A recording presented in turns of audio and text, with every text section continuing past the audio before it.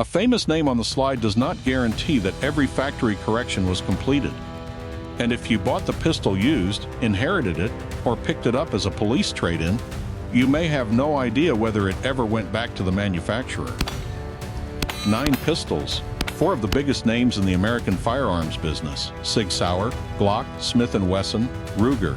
Every one of them has dealt with a recall, a safety alert, a voluntary upgrade, or a legal demand for one. Some companies use the word recall, others avoided it completely. But when the issue involves a drop safety, a firing pin system, a cracked slide, or a duty gun being pulled from service, the wording matters a lot less than the condition of the pistol in your hand. Dallas police officers removed pistols from duty use. A major retailer stopped selling one of the most popular handguns in America, and New Jersey eventually asked a court to force a manufacturer to recall an entire pistol platform. This video is not about attacking one brand. It is about understanding the difference between an internet rumor, a limited production issue, a factory correction, and a safety problem an owner actually needs to act on. By the end, you will know which pistols were affected, how the manufacturer responded, and what you should verify before carrying, training with, or buying one used. If that kind of straight practical firearms information is useful to you, hit the like button. And in the comments, tell me this: when a manufacturer changes parts because of a safety concern, should the company be required to call it a recall? Or is the phrase voluntary upgrade good enough?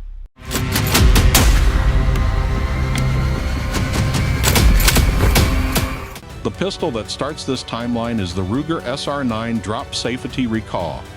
Ruger introduced it in 2007 as the company's first modern striker-fired duty pistol. It was designed to compete directly with Glock and Smith & Wesson for law enforcement contracts. For a company known primarily for revolvers and hunting rifles, that was a major move. The SR9 sold well. Departments also liked its price compared with competing duty pistols. Then, during routine testing in the spring of 2008, Ruger engineers found a serious problem. Certain pistols manufactured from October 2007 through April 2008 could discharge when dropped. The condition was specific. If the manual safety was in the off position, meaning the pistol was ready to fire, a hard impact against a solid surface could cause a discharge without a trigger press. With the safety engaged, the same type of drop did not produce that result. Ruger did not wait for a lawsuit or a viral video. The company issued a direct public recall. It identified the affected serial range and offered a free factory upgrade. That response matters because Ruger used the word recall without trying to soften it. There is a problem. Here is the fix. Send the pistol in. That clarity becomes important as this list moves forward. Not every manufacturer describes corrective work the same way, and not every owner knows whether an older used pistol ever received the factory update. Number 8. The Glock recall that was not called a recall. Glock began importing pistols into the United States in 1986. By the early 1990s, the Glock 17 had gone from a strange Austrian polymer pistol to one of the most desirable duty guns in American law enforcement. The polymer frame was different. The 17-round magazine offered serious capacity, and the trigger system felt unlike the double-action pistols and 1911-style handguns many departments were still issuing. But early first-generation and second-generation pistols had a potential issue inside the slide. The affected components included parts associated with the firing pin safety and extractor system. Over time, some early parts could wear or corrode. In 1992, Glock began replacing those components through a voluntary upgrade program. Owners of qualifying early production pistols could receive updated parts at no charge. Longtime Glock owners often refer to this as the Great Glock Recall. Glock did not call it that. The company described it as a voluntary component upgrade. That difference in language would appear again decades later. For most current Glock owners, this is history. For collectors, police trade-in buyers, or anyone with an early pistol and no service records, it is still relevant. A qualified Glock armorer can inspect the internal parts and determine whether the update was completed. The lesson is not that old Glocks are unreliable. The lesson is that reputation does not replace service history. Number 7. The Smith & Wesson M&P Shield Safety Alert. Smith Wesson launched the M&P Shield in 2012. It arrived at exactly the right time. Concealed carry was expanding across the country, and buyers wanted a slim 9mm pistol that could disappear under normal clothing. The Shield became one of the most common carry guns in America. Then, in August 2013, Smith & Wesson identified a problem involving the trigger bar pin. On certain early pistols, the pin could create a groove in the lower portion of the trigger after repeated use. That wear could interfere with the pistol's drop safety function. In practical terms, a sufficiently worn pistol could potentially discharge if dropped. Smith & Wesson called the announcement a safety alert. It covered Shield pistols manufactured before August 19, 2013. That included most of the early production run. The company released a video showing owners how to perform an inspection at home. If the pistol passed, no further action was required. If it failed, Smith & Wesson repaired it at no cost. This is where the difference between marketing language and owner responsibility becomes obvious. A Shield is not just a range pistol. It is the kind of handgun people load, holster, and carry against the body for 10 or 12 hours. A drop safety issue matters differently on an everyday carry gun. Whether the notice says recall or safety alert, the owner still needs a clear answer. Did the pistol pass, or does it need to go back? Number 6. The Glock 17mm Duty Pistol Return. In 2016, Glock introduced the Glock 17M. The pistol was developed for the FBI and other major agencies after the Bureau moved back to 9mm duty pistols. The 17M included changes to the trigger system and other internal components. The Indianapolis Metropolitan Police Department became one of the first large city departments to adopt it. The rollout did not go as planned. Officers scheduled to receive their pistols on July 31st saw the issue delayed. Reports began circulating about problems discovered during dry fire training. According to reporting at the time, components in the slide assembly were coming loose. The suspected area involved either the recoil spring assembly or the slide lock system. The department acted quickly. All issued Glock 17M pistols were pulled back and returned to Glock before officers began carrying them on regular duty. The incident never became a major national controversy. It was caught early and handled directly between the department and the manufacturer. The corrected pistols later entered service. For civilian buyers, the lesson is not that every 17M was unsafe. The lesson is that agency adoption does not eliminate early production risk. A pistol can carry a federal contract pedigree and still need field corrections.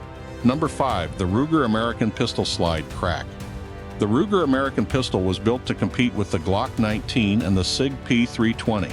Ruger used a modular chassis-style design and entered a version in the Army's modular handgun system competition. That was the same competition eventually won by the SIG P320. Outside military testing, the Ruger American performed well in agency evaluations. It also developed a civilian following because many shooters liked the grip shape and overall handling. Then in October 2018, Ruger issued a product safety bulletin for certain 9mm Ruger American pistols. The affected serial numbers began with 860 and 862. This was not primarily a trigger problem. It involved mechanical wear. As round count accumulated, the locking surfaces between the barrel and slide could wear faster than expected. If the condition continued, a crack could eventually develop near the slide's ejection port. Ruger stated that the 45 ACP version was not affected. The correction applied to the 9mm pistols in the identified range. Ruger offered a free upgrade that included a replacement slide assembly and barrel. The company also created an online serial number lookup. Nobody was reported injured. The issue was identified through technical evaluation, and the repair program was handled with relatively little controversy. Still, this case matters to high-volume shooters. A large round count may sound unrealistic to a casual owner. For an academy pistol, rental gun, instructor gun, or serious training pistol, it is not. High round counts expose things that store lighting never will. Number 4. The SIG P365 Early Production Problems. SIG Sauer introduced the P365 in January 2018. The pistol changed the micro-compact carry market almost immediately. It offered 10 rounds in a magazine only slightly larger than a stick of chewing gum. and SIG fit that capacity into a handgun small enough for deep concealment. Demand exploded. Dealers had waiting lists that stretched for months. The P365 became one of the best-selling micro-compact 9mm pistols in the country. But early production guns developed problems. Owners reported broken firing pins, primer drag, and light primer strikes. SIG revised the striker system multiple times as production matured. Those revisions included changes to the striker and the way related components were machined. What makes this case different is that SIG never issued a formal P365 recall. There was no broad public serial range. There was no dedicated recall portal telling every early owner to send the pistol back. Owners who experienced failures returned guns individually. Some received replacement parts. Some received barrels, springs, or complete replacement pistols. SIG's position was that the failures involved a limited number of out-of-specification early production components. The company maintained that manufacturing improvements corrected the issue. That does not mean a current production P365 should be treated like an early 2018 pistol. It means an early gun with unknown history deserves a closer look. For a carry pistol, reliability history matters more than internet loyalty. Number 3. The SIG P320 drop test. From here forward, this is one pistol story told in 3 stages: the drop issue, the lawsuits, and the first state action seeking a mandatory recall. The SIG P320 was not just another handgun on the shelf. In January 2017, it won the Army's Modular Handgun System competition. The military adopted versions as the M17 and M18. The platform also became widely used by law enforcement agencies and civilian owners. Then came the summer of 2017. The Dallas Police Department conducted its own drop testing. During that testing, a P320 discharged after being dropped. Dallas immediately suspended officers from carrying the pistol. Video and reporting spread quickly. SIG responded in August 2017 with what it called a voluntary upgrade program. The program provided a lighter trigger, sear, and striker. It also added a mechanical disconnector. SIG did not call the program a recall. The company maintained that the original pistol met applicable safety standards when it was produced. SIG described the changes as a proactive improvement. Online retailer Omaha Outdoors performed independent drop testing and temporarily stopped selling the pistol. The North Dakota Highway Patrol and Santa Barbara Police also removed the P320 from approved use lists during that period. The upgrade was eventually completed on large numbers of pistols. Many agencies continued using the platform. For an owner, the first question is not which side of the internet argument sounds louder. The first question is whether an older P320 ever received the factory upgrade. Number 2. The SIG P320 lawsuits. From 2024 through 2025, the P320 controversy returned through civil litigation. Court filings and released documents showed that SIG and military evaluators had discussed safety concerns involving the platform in 2017. Plaintiffs argued that those records conflicted with later public messaging. SIG disputed the broader conclusions drawn from those documents. Then juries began returning verdicts. In 2024, a Georgia jury awarded $2.35 million to a man injured in an incident involving his P320. The jury found the design defective. SIG challenged the result. A federal judge later denied the company's request for a new trial, leaving the verdict in place at that stage. In a separate case, a Philadelphia jury awarded $11 million in total damages. That included $10 million in punitive damages. Additional plaintiffs later joined litigation from multiple states. They alleged that their pistols discharged without what they described as an intentional trigger press. SIG disputes that characterization. The company maintains that the trigger must move for the pistol to fire. SIG has pointed to handling, holster interference, and other external causes. It is also noted that multiple lawsuits have been dismissed. That distinction matters. A civil verdict is significant, but it does not automatically turn every allegation involving every P320 into an established mechanical fact. In July 2025, Immigration and Customs Enforcement prohibited use of the P320 within the agency. That same month, Air Force Global Strike Command paused use of the M18 after a security forces airman died in an incident at F.E. Warren Air Force Base. At that stage, the command did not announce that the pistol had discharged on its own. Later developments included the arrest of another airman on charges that included involuntary manslaughter and obstruction. That incident belongs in the timeline. It should not be presented as proven evidence of a spontaneous M18 discharge. SIG also supported legislation in New Hampshire limiting certain liability claims involving firearms manufacturers. The law was signed by Governor Kelly Ayotte in May 2025. Throughout the controversy, SIG maintained the same position. The company says the P320 is safe when properly carried and used. Number 1.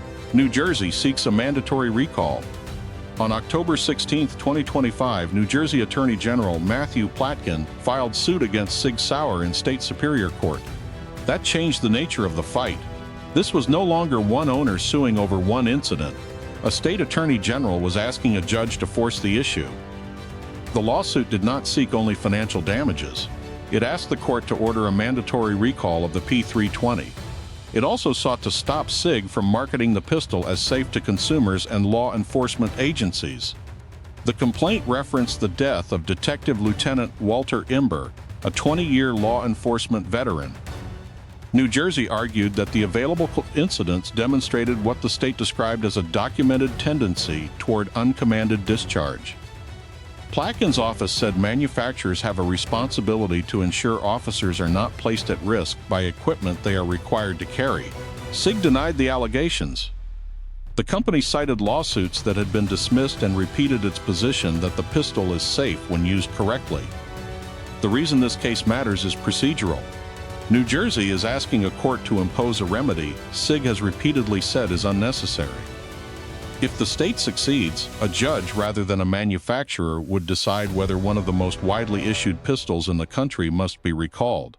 That would be a first for this industry.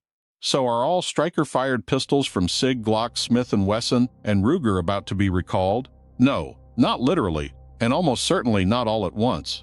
But every major manufacturer represented on this list has had to correct a striker-fired pistol. Some called it a recall. Some called it a safety alert. Others called it a voluntary upgrade. The terminology changed. The owner's responsibility did not. Was the pistol inside an affected production range? Was the correction completed? And is there documentation proving it? For current owners, the practical answer is simple. Check the serial number. Check the service history. Use the manufacturer's official support information. For older programs without a dedicated lookup page, contact the manufacturer or have the pistol inspected by a qualified armorer. Do not assume every pistol with the same model name has the same problem, and do not assume a respected logo means an older gun automatically received every factory update. A responsible gun owner does not inspect a firearm through brand loyalty. They verify the serial number, the service history, and the condition of the actual pistol in front of them.